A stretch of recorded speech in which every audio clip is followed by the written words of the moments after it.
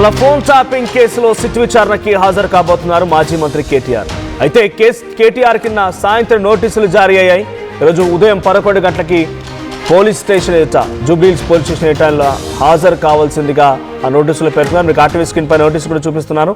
So ఉదయం 9 గంటలకి ఇప్పుడు తెలంగాణ భవన్కి కేటీఆర్ రాబోతున్నారు. 10 గంటలకి మీడియాతో మాట్లాడతారు కేటీఆర్. అనంతరం సిట్ ఆఫీస్కి బయలుదేరుతారు. ఇక కేటీఆర్ విచారణతో బీఆర్ఎస్ శ్రేణుల్లో ఆందోళన వ్యక్తమవుతోంది. హైదరాబాద్లో హై టెన్షన్ వాతావరణం నెలకొంది.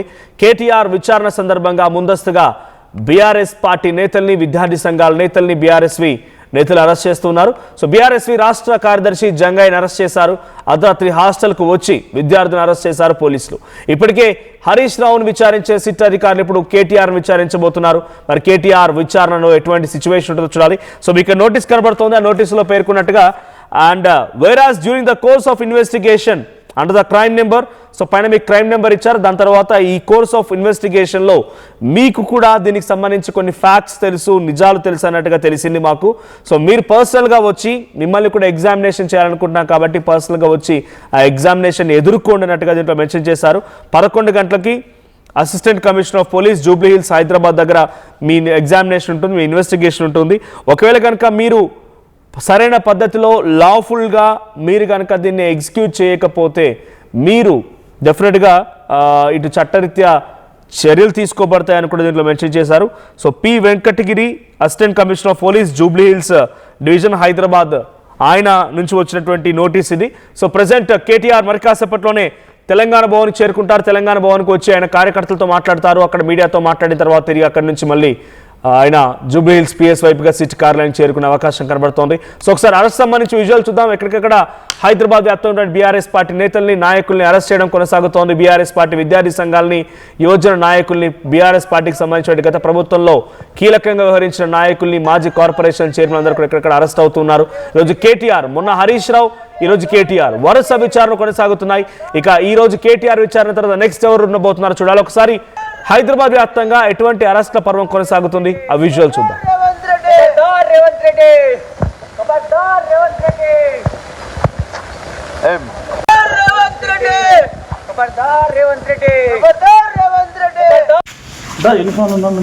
ఈరోజు కేటీఆర్ గారికి శిక్షించిన సందర్భంగా ఈరోజు ప్రభుత్వాన్ని ప్రశ్నిస్తూ ఉంటే ఈరోజు అక్రమ అరెస్ట్ చేసి ఈరోజు పోలీసులను పెట్టి ఈరోజు కాంగ్రెస్ ప్రభుత్వం మమ్మల్ని అక్రమ అరెస్ట్ చేస్తుంది. మేము తీవ్రంగా ఖండిస్తున్నాం. వెంటనే కేటీఆర్ గారికి ఇచ్చినటువంటి సిట్టును వెంటనే తీసుకోవాలి. అదేవిధంగా లొట్టు తీసుకెళ్ళినటువంటి ఆ ఫోన్ ట్రాపింగ్ కేసుల్లో ఏం లేకున్నా కానీ ఈరోజు అత్యున్నత న్యాయస్థానం ఇచ్చినటువంటి తీర్పుని గౌరవించకుండా ఈరోజు కక్షపూరితంగానే ఈరోజు కేటీఆర్ గారిని ఈరోజు సిట్టి ఇచ్చి పిలిచిన వెంటనే రాష్ట్ర ప్రభుత్వాన్ని తీవ్రంగా మేము వ్యతిరేకిస్తున్నాము. అదేవిధంగా ఈరోజు రాష్ట్ర ప్రభుత్వం ఇచ్చినటువంటి హామీల పైన ఎక్కడెక్కడ ప్రశ్నిస్తూ ఉంటే ఈరోజు 4 గ్యారంటీలు 420 హామీల పైన ఎక్కడెక్కడ మేము ప్రశ్నిస్తూ ఉన్నాం. ఈ ప్రశ్నించే సందర్భంగా అక్కడ కేటీఆర్ గారి పైన, హరీష్ రావు గారి పైన, అదేవిధంగా రైట్ నోటీసులు అందాయి కేటీఆర్కి. ఆయన నిన్న రాత్రే ఈ నోటీసులు అందిన విషయం పైన కూడా మాట్లాడుకొచ్చారు. సో ఈరోజు 11 గంటలకి విచారణకి హాజరవుతాను కూడా చెప్పుకొచ్చారు ఆయన. సో తెలంగాణ భవన్కి మరి కాసేపట్లో చేరుకోబోతున్నారు కేటీఆర్. అయితే నోటీసులు అందిన తర్వాత కేటీఆర్ కొంత ఆగ్రహానికి గురయ్యారు. ఆయన ప్రభుత్వం పైన, సిట్ అధికారుల పైన రెచ్చిపోయారు. ఒకసారి ఏం మాట్లాడారో చూద్దాం. హరీష్ రావు గారి మీద కుట్ర, ఎవరో ఒక ఆయన సిద్దిపేటలో ఆయన మీద రాజకీయ ప్రత్యర్థిగా ఉన్న ఆయనతోని కేసు పెట్టించారు. పెట్టిస్తే హరీష్ రావు గారు న్యాయస్థానాన్ని ఆశ్రయించినారు. హైకోర్టు పోయినారు. హైకోర్టు కొట్టేసింది.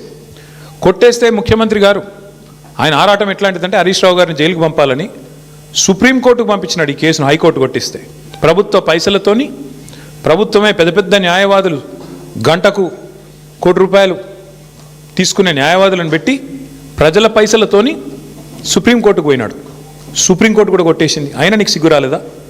ఈ కేసులో ఏం లేదు, విచారణార్హం కాదు ఈ కేసు అని, ఈ ఫోన్ ట్యాపింగ్లో పసలేదు హరీష్ రావు గారి మీద అని చెప్పి సుప్రీంకోర్టు కొట్టేసినాక కూడా, సుప్రీంకోర్టు కంటే కూడా నీ సిట్టు, నీ చిట్టి పెద్దదా? హరీష్ రావు గారి మీద కుట్ర, ఎవరో ఒక ఆయన సిద్దిపేటలో ఆయన మీద రాజకీయ ప్రత్యర్థిగా ఉన్న ఆయనతోని కేసు పెట్టించారు. సో గతంలో సిట్ అధికారులు సిట్ ఏర్పాటు చేసినప్పుడు రాజకీయ ప్రమేయాన్ని ఎప్పుడు టచ్ చేయలేదు. కేవలం అధికారులు ఎవరున్నారు, ప్రభాకర్ రావు ఏంటి, శ్రవణ్ రావు ఏంటి, తర్వాత రాధాకిషన్ రావు ఏంటి, గట్టుమల్లి ఎవరు, ప్రణీత్ రావు ఎవరు, అందరూ కూడా తిరుపతయ్య, ఇలాంటి వాళ్ళని మాత్రమే విచారించి వాళ్ళ స్టేట్మెంట్ రికార్డు చేసుకున్నారు. పలువురు రిమాండ్కి తరలించారు. వరుస రిమాండ్లు కొనసాగాయి. కొన్నేళ్ల పాటుగా జైలు జీవితం కట్టిన వారంతా కూడా బెయిల్పై బయటకు వచ్చారు. రకరకాల తిరుగుతూనే ఉన్నారు. ఇప్పుడు మరోసారి సిట్ ఏర్పడింది. సిట్ అధికారుల్లో అటు సజ్జనార్ నేతృత్వంలోని ఈ సిట్ రాజకీయ ప్రమేయాన్ని నిగ్గు తేల్చబోతోంది. గతంలోనే పంజాగుట్ట పోలీస్ స్టేషన్లో హరీష్ రావు పైన కేసు నమోదైంది. చక్రధర్ అనేటువంటి ఒక వ్యక్తి ఇచ్చినటువంటి ఫిర్యాదు ఆధారితంగా, సిద్దిపేటకు సంబంధించిన రాజకీయ నాయకుడు ఆయన, సో ఆయన ఇచ్చినటువంటి ఫిర్యాదు ఆధారితంగా పంజాగుట్ట పోలీసులు కేసు నమోదు చేశారు. అయితే దీన్ని ఛాలెంజ్ చేస్తూ హైకోర్టుకు వెళ్లారు హరీష్ రావు. ఒకసారి విచారించినట్టు కూడా ఉన్నారు. సో ఆయన హైకోర్టు వెళ్ళడంతో హైకోర్టులో కూడా ఇటు పోలీసు ఎవరైతే కేసును నమోదు చేశారో నిరూపించలేకపోయారు ఆయన పైనటువంటి ఆరోపణని. సో దాంతో హైకోర్టు ఆ కేసును కొట్టేసిన తర్వాత సుప్రీంకోర్టుకి వెళ్ళారు. సుప్రీంకోర్టుకి ఎవరు పిటిషనర్ వెళ్ళారు, చక్రధర్ అనేటువంటి వ్యక్తి వెళ్ళడంతో అక్కడ కూడా ఈ కేసుకు సంబంధించిన సరైన ఆధారాలు సమర్పించకపోవడంతో అక్కడ కొట్టిపారేయడం జరిగింది. ఆ తర్వాత నిన్న సజ్జనా ట్వీట్ చేసిన అంశం ఏంటంటే, అదే క్రైమ్లో మేము ఇన్వెస్టిగేషన్ చేస్తామని చెప్పి పిలిచాము, ఇన్వెస్టిగేషన్ చేశాము, ఆయన కేసుని కొట్టివేశారు కానీ ఇన్వెస్టిగేషన్ చేయకూడదు అనేది ఎక్కడ కూడా సుప్రీంకోర్టు ఆర్డర్లో మెన్షన్ చేయలేదు కాబట్టి ఇన్వెస్టిగేషన్ చేశాము. ఆయన వచ్చారు, ఆ తర్వాత తన కుమారుడు ఏదో విమాన ప్రయాణం ఉందని చెప్పడంతో వదిలేశామని చెప్పనంగా సజ్జనా ట్వీట్ చేశారు. మరి రోజు కేటీఆర్ వస్తున్నారు. మరి కేటీఆర్ని ఈ కేసులు ఎలా లింకప్ చేస్తారు అధికారులు, లేకపోతే మొన్న హరీష్ రావు విచారణలో కూడా సెన్సేషన్గా ఆర్టీ కూడా చెప్పుకొచ్చే ప్రయత్నం చేసింది. ఏకంగా హరీష్ రావు ఫోన్ కూడా ట్యాప్ అయింది చూడండి అని చెప్పి హరీష్ రావు ముందు ఆధారాలు పెట్టారట సిట్ అధికారులు. నీ ఫోన్ కూడా ట్యాప్ అయిన చూసుకో అని చెప్పి 2018లో ఆయన ఫోన్ ట్యాప్ అయిన వివరాన్ని కూడా అటు సిట్ అధికారులు హరీష్ రావు ముందు పెట్టారట. మరి రోజు కేటీఆర్ విచారించబోతున్న నేపథ్యంలో కేటీఆర్ బాధితుడు అవుతాడా నిందితుడు అవుతాడా చూడాలి. మా ప్రతినిధి మధు ఉన్నారు ఫోన్ లైన్లో. మధు, సో కేటీఆర్ విచారణకు హాజరు కాబోతున్న నేపథ్యంలో ఎటువంటి ఉత్కంఠ రేపుతోంది బీఆర్ఎస్ పార్టీ శ్రేణుల్లో, బీఆర్ఎస్ పార్టీ నాయకులు ఎటువంటి ఆందోళన వ్యక్తం అవుతోంది, అప్డేట్స్ ఏంటి? ఎగ్జాక్ట్లీ కేటీఆర్ వర్కింగ్ ప్రెసిడెంట్ నిన్న నోటీసులు అందుకున్నారు ఆయన తరఫు నుంచి లీగల్ సెల్. సో నిన్న సిరిసిల్లలో ఉన్నారు. కేటీఆర్ పర్యటనలో భాగంగా నోటీసులు అందుకోవడంతో ఖచ్చితంగా హాజరవుతానని చెప్పారు. కేవలం కాంగ్రెస్ పార్టీకి సంబంధించినటువంటి అవినీతి ఆరోపణలు బయటికి తీసుకొస్తున్నందుకే ఆధారాలతో సిట్ పేరుతో మరొకసారి హైడ్రామా చేస్తా ఉన్నారు. అసలు హైకోర్టు సుప్రీంకోర్టు కన్నా హరీష్ రావు పైన కావాలనే సిట్ నోటీస్ ఇచ్చి విచారించే ప్రయత్నం చేస్తా ఉన్నారు, జైలు పంపే ప్రయత్నం చేస్తా ఉన్నారు అనేటువంటి స్టేట్మెంట్ చేస్తారు. అయితే నిన్నటి వరకు కేటీఆర్ పేరు వినిపించలేదు. సడన్ గా నిన్న కేటీఆర్ కు నోటీసులు రావడంతో పెద్ద ఎత్తున మరొకసారి చర్చ కొనసాగుతుంది. ఇది సీక్వెన్స్ గా ఈసారి పెద్ద తలకాయలందరినీ విచారించనున్నారు. గతంలో వచ్చినటువంటి ఆరోపణల విషయంలో ఒకటి ఇప్పుడు హరీష్ రావు, నెక్స్ట్ కేటీఆర్, తర్వాత చివరిగా కేసీఆర్ కూడా విచారించడం అనేటువంటి వార్తలు వినిపిస్తా ఉన్నాయి. కేటీఆర్ కూడా గతంలో ఇదే ధృవీకరించారు. నెక్స్ట్ కేసీఆర్ కూడా నోటీస్ ఇచ్చారట అనేటువంటి స్టేట్మెంట్ చేశారు. మొన్న హరీష్ రావుని విచారించిన సందర్భంలో దాదాపు 7 గంటలు విచారించారు. లీగల్ టీమ్ ని తనతో పాటు లోపలికి వెళ్ళడానికి అనుమతించలేదు విచారణ సందర్భంగా. ఈ రోజు కూడా కేటీఆర్ తరఫు న్యాయవాదులు రిక్వెస్ట్ చేశారు. ఆల్రెడీ నిన్ననే పోలీసులను సంప్రదించారు. లీగల్ టీం ఉన్నాము, మా ఆధ్వర్యంలో ఆయనను విచారించాలనేటువంటిది మీకు అనుమతి లేదు అంటూ ముందుగానే చెప్పినట్టుగా తెలుస్తా ఉంది. అయితే దానికి సంబంధించినటువంటి ఏర్పాట్ల విషయంలో ఎంతసేపు విచారిస్తారు, ఎన్ని గంటలు విచారిస్తారు అనేటువంటి సమయాన్ని కూడా కేటీఆర్ లీగల్ టీం నిన్న పోలీసులు సిట్ అధికారుల దృష్టికి తీసుకెళ్లే ప్రయత్నం చేశారు. కేవలం 3 నుంచి 3.5 గంటలు మాత్రమే మేము సమయం తీసుకుంటామనేటువంటి స్టేట్మెంట్ చేసినట్టుగా తెలుస్తా ఉంది. ఆరోగ్యరీత్యా ఫుడ్కి సంబంధించినటువంటి విషయంలో ఇతరత్ర షెడ్యూల్ ఉన్నటువంటి దానిలో టైం చెప్పాల్సిందిగా లీగల్ టీం అడిగింది. సో ఫోన్ ట్యాపింగ్ వ్యవహారం కాంగ్రెస్ వచ్చినప్పటి నుంచి తెరపైకి వచ్చింది. వాళ్ళు దీనిపైన గతంలోనే ఒక సిట్ చేశారు, ఒక నివేదిక తయారు చేశారు. ఇప్పుడు స్పెషల్ సిట్ చేశారు. 9 మంది సీనియర్ ఐపీఎస్ అధికారుల ఆధ్వర్యంలో సిట్ కొనసాగుతా ఉంది. సిట్ మార్చి 15వ తారీఖు లోపల ప్రభుత్వానికి నివేదిక ఇవ్వడానికి సిద్ధమవుతున్నట్టుగా చాలా స్పష్టంగా కనిపిస్తా ఉంది. చాలా వేగం పెంచింది. ఇప్పటికే హరీష్ రావు అయిపోయింది. కేటీఆర్ మళ్ళొకసారి హరీష్ రావు విచారించే అవకాశం ఉంది. మరికొంతమందిని కూడా బాధితులను విచారించే అవకాశం ఉంది. త్వరలో కవితకు కూడా నోటీసులు ఇస్తారు. బాధితురాలుగా కవితను కూడా విచారిస్తారు.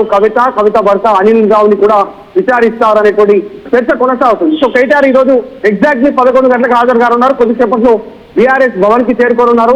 కేటీఆర్ భారీగా కార్యకర్తలు అరెస్టులు జరుగుతా ఉన్నాయి ఉదయం నుంచి కూడా. సో కొద్దిసేపట్లోనే కేటీఆర్ మీడియాతో కూడా మాట్లాడుతున్నారు.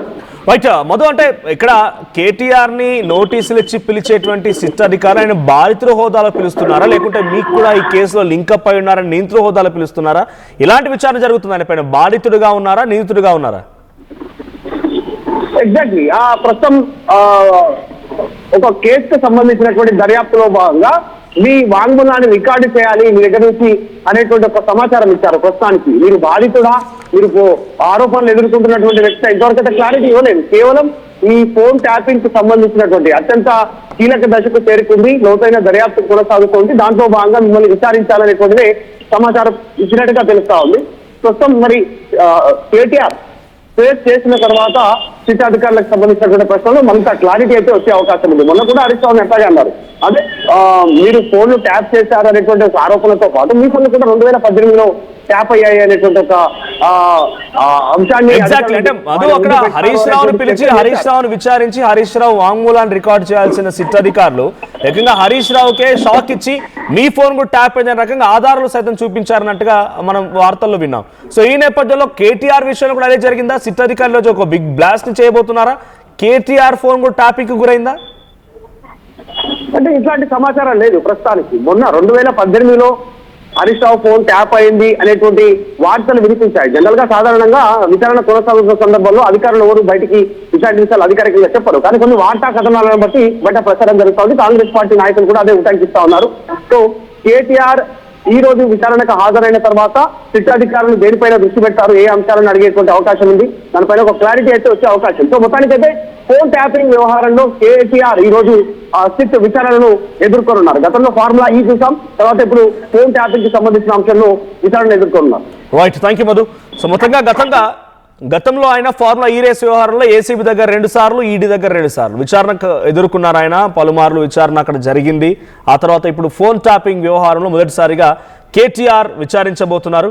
సో ఈరోజు కేటీఆర్ వంతు అయిన తర్వాత నెక్స్ట్ ఎవరు వంతు ఉండబోతుంది చూడాలి. సో వరుస క్రమంలో కేటీఆర్ మనం మాట్లాడుకొచ్చారు. హరీష్ రావు మీడియా సమావేశం, హరీష్ రావు ఆయన విచారణ ఎదుర్కొంటుండగా బయట మీడియాతో అడ్రస్ చేసినటువంటి కేటీఆర్ సో ఈరోజు హరీష్ అయిపోయిందట, రేపు నేను తర్వాత కేసీఆర్ గారు అట అన్నట్టుగా ఆయనే మాట్లాడుకొచ్చారు. అనుకున్న క్రమంలోనే ఫస్ట్ హరీష్ రావు అయిపోయిందని చెప్పినట్టుగానే రేపు ఈ రోజు కేటీఆర్ విచారణకు హాజరు కాబోతున్నారు. ఆ తర్వాత కవిత, సంతోష్ రావును కూడా విచారించే అవకాశం కనబడుతుంది. ఆ తర్వాత కేసీఆర్ని కూడా నోటీసులు జారీ చేసే అవకాశం ఉంది. సో రాధాకిషన్ రావు తన స్టేట్మెంట్లో క్లియర్గా పెద్ద ఆయన అని మాట్లాడుకొచ్చారు. మరి ఆ పెద్ద ఆయన ఎవరు?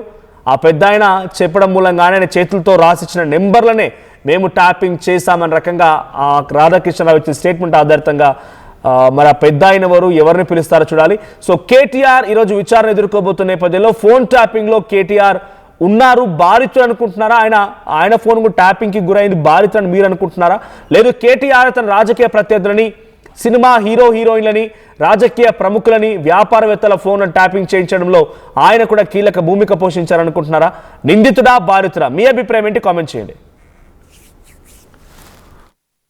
State-of-the-art infrastructure, smart, green campus, globally certified labs, KL deemed to be university.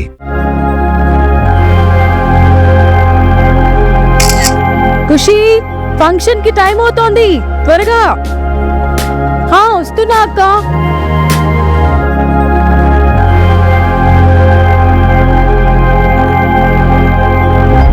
Phone కి ఫిల్టర్ ఉంది కానీ అర్థానికి లేదు.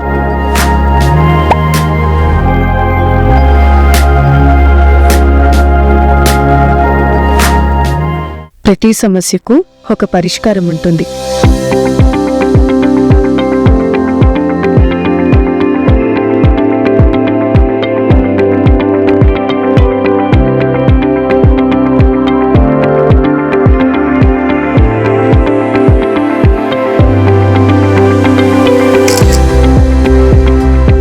Same dress, same vibe, but now unfiltered confidence.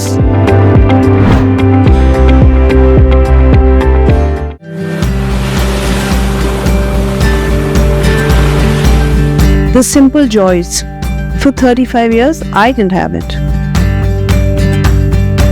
For 35 years, I lived in diapers. All because of a 6-centimeter fistula that caused a leak in my bladder. Nobody could help me. Until I met the doctors at AINU. They used advanced robotic surgery to give me a solution. They also gave me back my confidence. Precision care makes it possible. The Center for Robotic Surgery at AINU